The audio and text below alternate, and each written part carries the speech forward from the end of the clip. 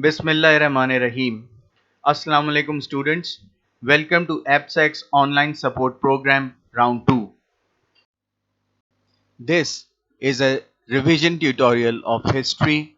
We will going to revise assignments 9 and 10 from chapter number 5. I have taken the lines of today's thought of the day from a very famous Chinese philosopher of ancient philosophy, Confucius. It says, our greatest glory is not in never falling, but in rising every time we fall. That means we need to learn from our mistakes. Right then, so let's start our revision. In this tutorial, students will be able to identify the factors which contributed to the conquest of India by Babur, briefly describe Nasiruddin Humayun, his rule, exile, and restoration. List the salient features of Suri's governance, communication network, and public welfare institutions. Describe Akbar's role in the expansion and consolidation of the Mughal Empire. Identify Akbar's reforms, Mansabdari system. Details about Akbar's gems, who were they and what was their role in Akbar's court. The last point here is, by the way, about the project that you're going to make on 9 gems of Akbar. In chapter 5, the foundation and consolidation of the Mughal Empire, we will first going to discuss about Zahiruddin Muhammad Babur. Zahiruddin Muhammad Babur was born in the royal family of Fergana, Uzbekistan on 14th of February 1483. When his father Umar Sheikh Mirza, the Emir of Fergana, died in 1494, Babur ascended the throne at the age of 12. His father had spent his life to gain control of Samarkand, and Babur continued the legacy. In 1497, he conquered the city but lost it again and conquered it in 1501.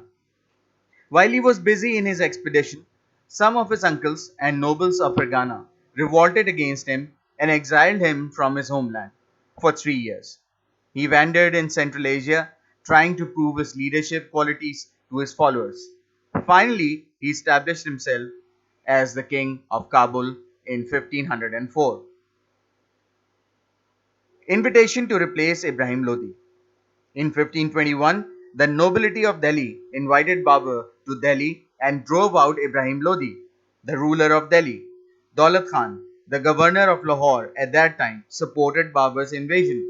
He thought that after defeating Ibrahim Lodi, Babur would return to Kabul, like many other conquerors. However, that did not happen.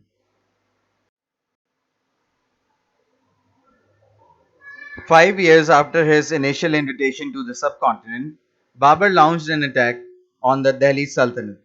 In April 1526, on the grounds of Panipat, Babur's forces came across Ibrahim Lodi's huge army, which included herds of elephants. Babur's eventual success was mostly due to a well trained artillery force and the use of gunpowder in weapons. This battle is known as the First Battle of Panipat. It brought about the end of the Delhi Sultanate and laid the foundation of the Mughal dynasty. Challenges that were faced by Babur. After gaining control over the Delhi Sultanate, Babur had to face two challenges. Firstly, his nobles did not like the environment and wanted to go back to their hometown. Secondly, the Rajputs were gathering against the Mughals under the leadership of Rana Sanga, the ruler of Mewar. The Lodhis were also regrouping to reclaim their lost power.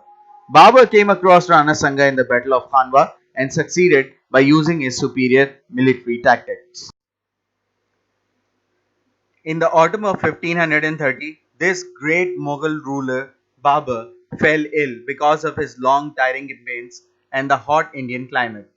On 26th of December 1530, Babur died at the age of 47 and was buried in his beloved Kabul, Afghanistan. Nasiruddin Muhammad Humayun. Humayun was the second Mughal emperor.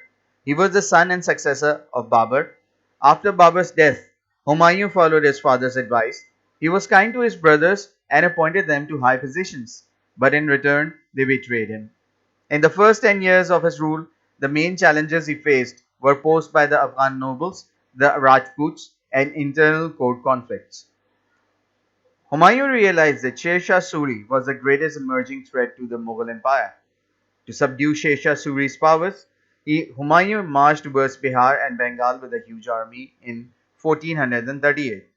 Sher Shah Suri, being a vice general, very tactfully defeated the Mughal emperor. In May 1540, Humayun made another attempt to recover his fortune in Kannauj, but was defeated again. He was compelled to flee India and obtain protection from Shah Tahmasp of Iran in 1544.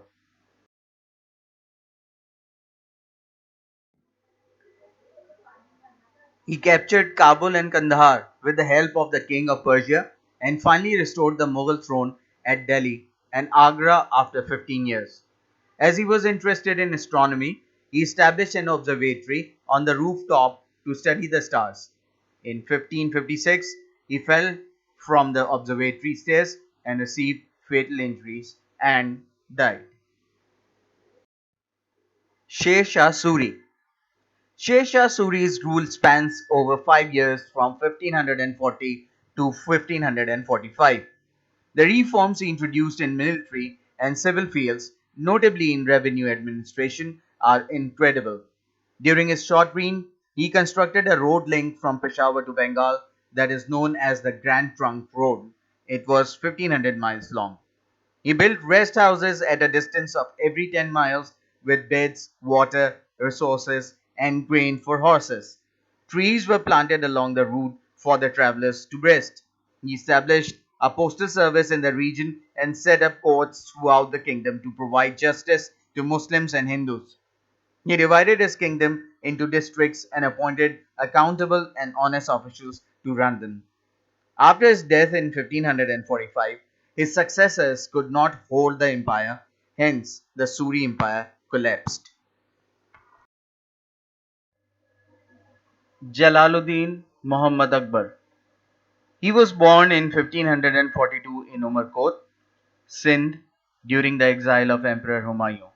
He ascended to the throne at the age of 13 in 1556 after the death of Humayun. His army chief Behram Khan was a great support to him. Behram Khan effectively handled the challenges of Akbar's power, but later, in 1560, Akbar dismissed Behram Khan. Challenges faced by Akbar's regime. Second Battle of Panipat. In 1556, after the death of Humayun, Hemu, the governor of Bengal, marched towards Agra and took control.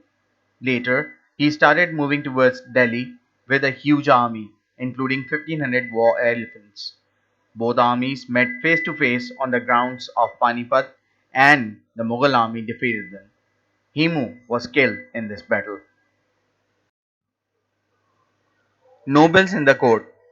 Akbar also faced problems in declaring his authority in the court, since most of the nobles in his court were older than him and treated him as a young boy. For 4 years, Behram Khan served as the guardian of Akbar as he was too young. Soon Akbar realized that Behram Khan had become too powerful, so he started taking matters of governance in his own hands. In 1560, Behram Khan left for a pilgrimage to Makkah, but on his way he was murdered.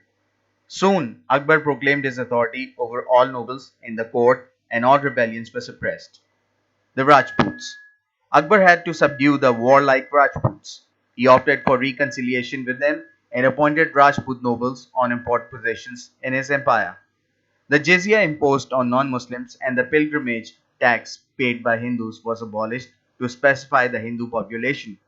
In 1567, the Mughal forces led by Akbar conquered the kingdom of Mewar. They surrounded and besieged 8,000 Rajputs and around 40,000 peasants in Chittorgarh, the capital of Mewar. Reforms and Mansabdari system. Akbar believed that religious and intercultural harmony was essential to strengthen his empire. He introduced many initiatives during his rule. The Mansabdari system. He abolished the old Jagidari system that was set up by his ancestors and replaced it with the Mansabdari system. Senior army officers were chosen as commanders and paid by Akbar himself. All commanders were given large pieces of land under an oath to be loyal to the emperor alone. The nobles were given ranks. They were all paid to maintain an army of up to 5,000 soldiers, according to their ranks. The royal princes maintained up to 10,000 soldiers. Due to the Mansabdari system, Akbar had an efficient, well trained army that was always ready to fight. Students, as you all know that you have already made the project on 9 gems of Akbar's court in the ninth and 10th week assignment. However, it is very important to remember the names of those 9 gems who were very close to Akbar. Abul Fazl, Raja Todarmal, Abdul Rahim Khan Khana, Raja Birbal, where he is also known as Mahesh Das, Mullah Do Pyaza, Sheikh Faizi, Fakir Aziuddin, and Tansen. Since the project of 9 gems of Akbar is given to you to cover in a week's time, you have to write about them by your own self. However, for an example, as a sample, I have given here one of the gems, and that is Abdul Rahim Khan Khana. He was the son of Behram Khan and Akbar's trusted guardian and mentor. Known for his Urdu couplets and his books on astrology, he translated Babur's memoirs, Baburnama from Chugtai language to Persian language. He wrote 2 books on astrology, and the names are mentioned over here. Here are some questions for your revision. Now here is a worksheet comprising of 20 fill in the blanks from the history chapter number 5. Now what you have to do is to do this worksheet on a loose sheet of paper and save it with you. Students, this moral lesson is really very important and you have to read between the lines really. Good morals and values start at home and a uniform won't change that. Means that you have to show your good character at school, but for that you have to be a well groomed person at home, in your home environment and in your surroundings. So let's call it a day for today. Stay safe, wear a mask and listen to your parents. Allah Hafiz.